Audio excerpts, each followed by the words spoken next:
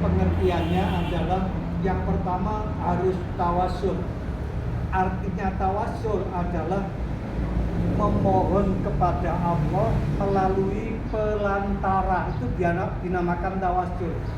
Saya berikan contoh. Kalau kita masjid ini umpama lantai 2, kita menuju ke lantai 2 itu harus ada alat. Bagaimana supaya kita bisa ke lantai 2? Alat ini yang disebut tangga. Paham ya? Kita bisa menuju ke lantai 2. Misalnya kalau masjid ini lantai 2, bisanya sampai ke lantai 2 harus ada alat. Nah, alat ini tiada lain adalah tangga. Dengan adanya tangga ini kita bisa sampai di lantai 2. Tangga yang disebut tangga itu tadi disebut tawasul. Nah, sekarang kita bertawasul kepada siapa? Memohon kepada Allah.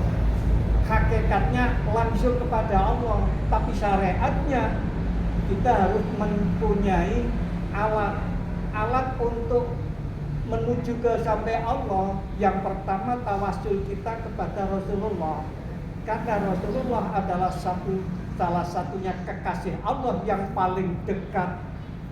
Sebab diakui di dalam surat Al-Isra, Gusti Allah jawab, Muhammad adalah abdi. Lah kula jenengan apakah diakui oleh Allah? Belum tentu.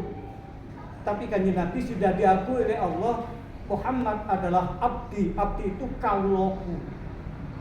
Nah, kita ingin menjadi diarani kaulani pangeran, ya kita harus mendekatkan diri. Lewat apa caranya? Kita harus beristighosa.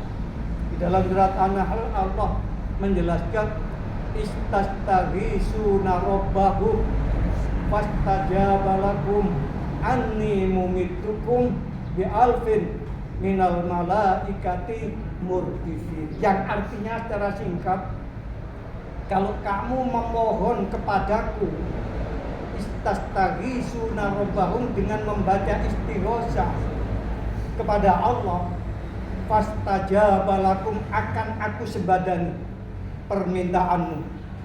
Tapi dengan catatan, melaluilah kepada orang yang terdekat kepadaku. Siapa? Yang lain adalah Rasulullah Sallallahu Alaihi Wasallam. Yang kedua siapa lagi?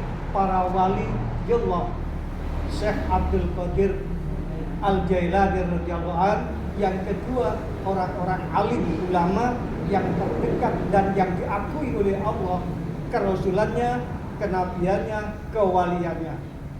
Untuk itu kita memohon kepada Allah hakikatnya, tapi syariatnya melalui perwakilan orang yang dikasihi oleh Allah Subhanahu wa ta'ala. Ini yang kedua.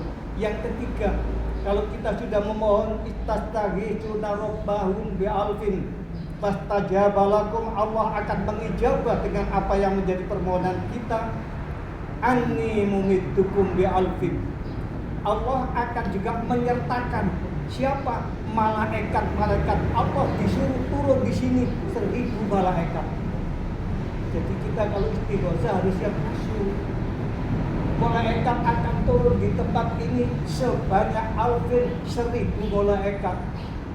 Minal malaikati murdifin, dengan berbaris seperti jenengan begini. Akeh malaikat timbangane kula jenengan. Kula jenengan hanya orang 25. Sedangkan malaikat yang turun nanti adalah 1000 malaikat. Tidak kelihatan oleh mata karena apa? Ada yang disebut tabir aling-aling. Nek dalam ilmu hakikat yang disebut tabir itu aling-aling itu barzakhun. Aneh, alam kubur itu kita tidak nampak. Kalau ada orang mengatakan orang sudah mati, jika HP itu mendengar itu bukan kalimat yang sebenarnya, itu adalah setan. Karena apa? Orang yang sudah mati kelihatan kulo jenengan adalah tulang belulang, tapi orangnya di mana nggak tahu. Alam barzakh itu alam yang tidak bisa tembus oleh mata, karena disebut barzakhun itu adalah aling-aling. Jadi berbeda antara dunia dengan alam kubur, berbeda.